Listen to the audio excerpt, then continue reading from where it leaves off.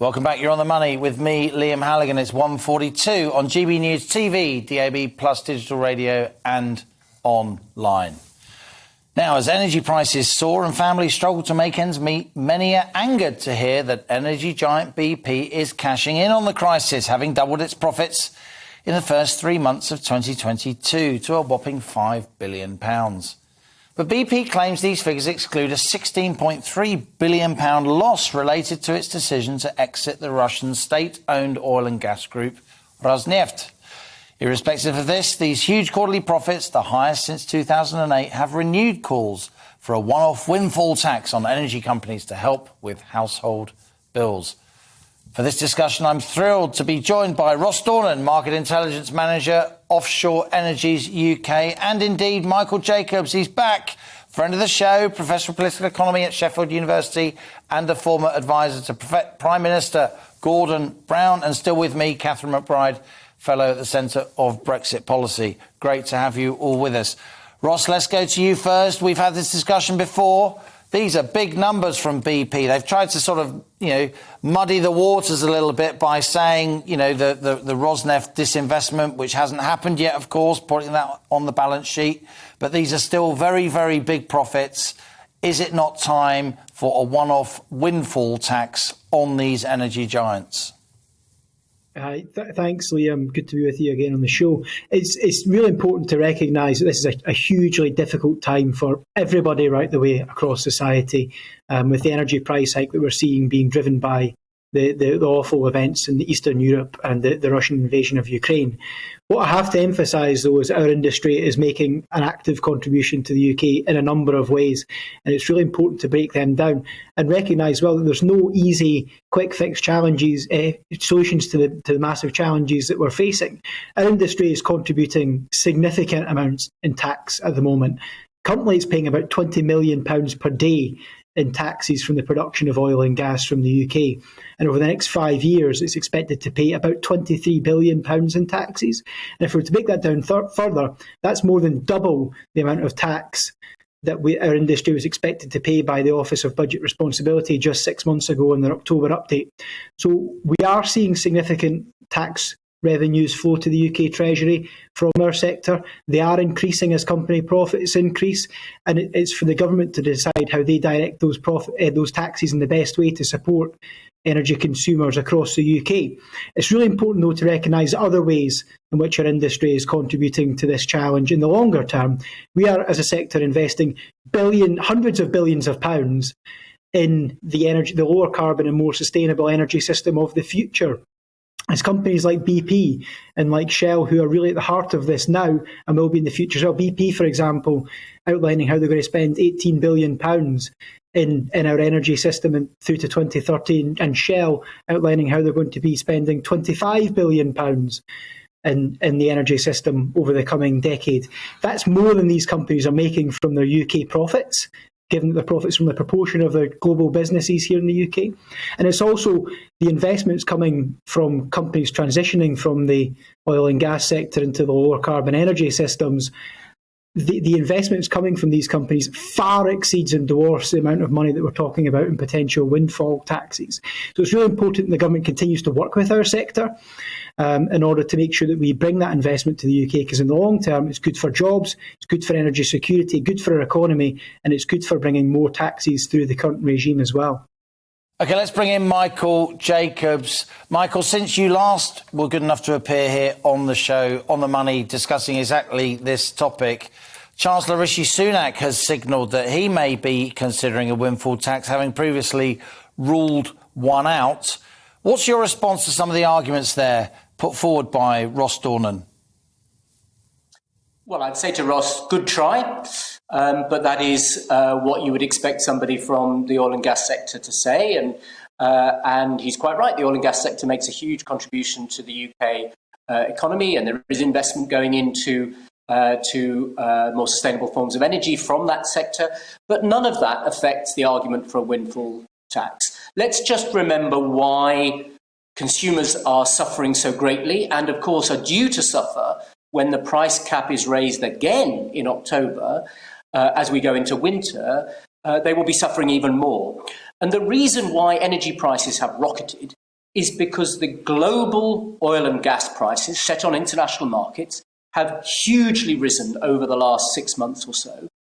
And that means that energy suppliers are having to pay much more for their energy, so they are charging much more to consumers. That's why we've all seen much higher bills, and as I say, bills are going to go higher still. At exactly the same time, for exactly the same reason, some people have been benefiting from these global oil and gas price rises, and that's the oil and gas companies.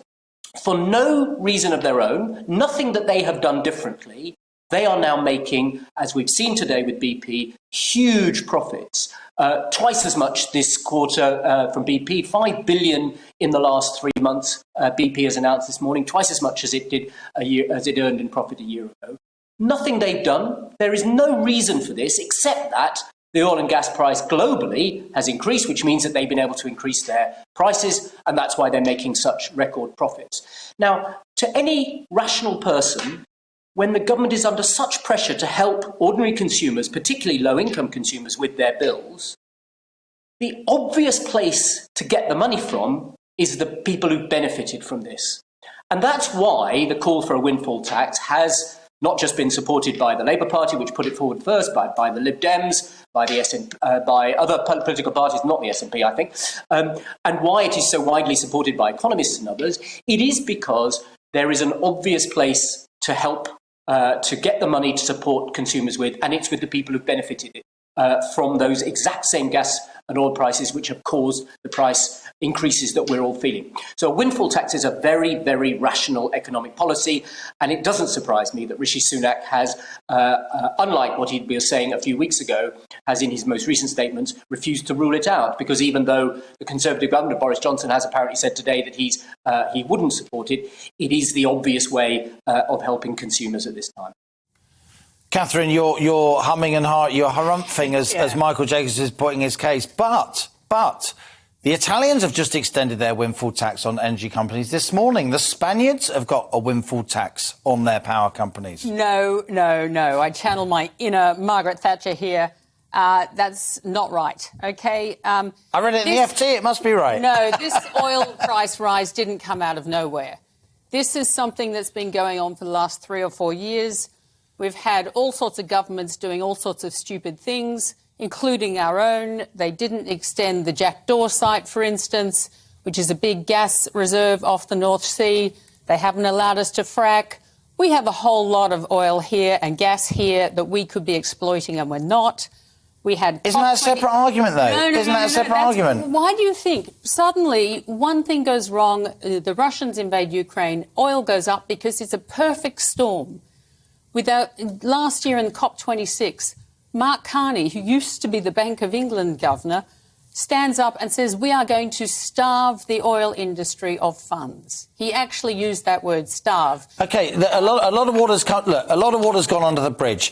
COP26, October, November, No, he raised $130 trillion to try and wipe the oil industry out. People are now having to choose between heating and eating. Yes, because our government they stopped allowing people to find more oil reserves. The US stopped the XL pipeline. Is there not at the very least a PR problem when BP are doing share buybacks? You know what that means. Let me just explain to viewers and listeners who aren't across this stuff. So they're using these profits to buy back their own shares to bolster the share price, so their executives get much bigger bonuses.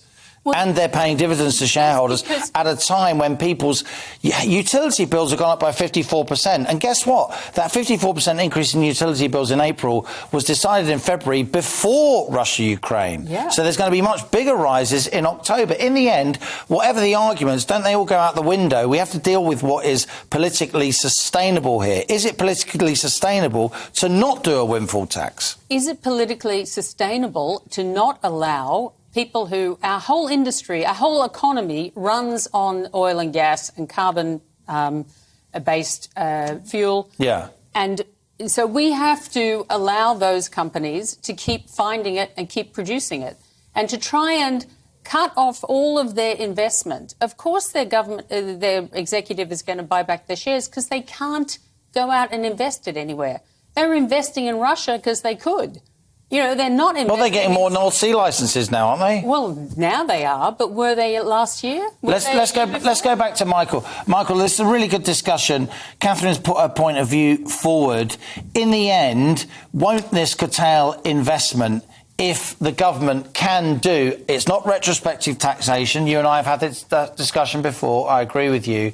But unexpected taxation on profits that they've made. They didn't expect additional taxation. Isn't there a property rights issue there? Isn't there a curtailing of investment issue at a time when we're trying to boost our energy security? Well, let's not ask me about BP's investment plans. Let's ask BP's chief executive, Bernard Looney. So he was asked by a reporter from The Times, Emily Gosden, this morning, which of your $18 billion worth of investment plans that you've also outlined today alongside your record profits would you cut if there was a windfall tax? So the specific question that has, the specific point that's just been made, which is that BP and other oil companies will cut their investment if there is a windfall tax, which is also what the government has said. Boris Johnson said that this morning. So he was asked, which of your investment plans would you cut and if there was a windfall tax? And he said, none. None. The investment plans that BP have are not dependent on these excess profits that they've earned over the last year. These are things which they've had in the pipeline and which are being paid for out of the normal profits that we would expect BP and other oil and gas companies to get in a normal year. What they've had over the last year, Bernard Looney himself described the last 6 months worth of price increases on the global market as a form of cash machine for his company. These are unexpected, unearned, and they are not going to use them for investment. The question of share buybacks is, of course, a very interesting one. As you say, Liam, what BP has said it's going to do with 60% of these profits, 60% of it, is to buy back their own shares.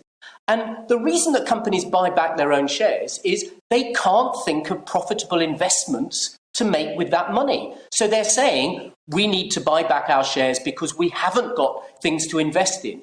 Now, it is absolutely true that it is harder to invest in oil and gas at the moment, and that's because of climate change. Michael, we are going to have to leave it there, I'm afraid. We're hard up against... investing in the green future, that's what they'd be doing with the money. Michael, it's a fabulous discussion. We're hard up against the top of the hour. Michael Jacobs, former advisor to Prime Minister Gordon Brown. Ross Doonan, of course, of Offshore Energies UK. Thanks so much for your contribution. And Catherine McBride, Centre for Brexit Policy. We will come back to this discussion. I have to say that BP Chief Executive Bernard Looney has said he understands that many households are, quotes, really struggling, and BP's role is to return cash to shareholders, he says, including millions of UK pensioners, and pay its taxes and invest in the UK energy system. We also invited BP to come on our show today. They are always welcome. That's all we've got time for today. Thanks for joining me. We'll be back tomorrow. This is GB News. I'm Liam Halligan, and that was On the Money.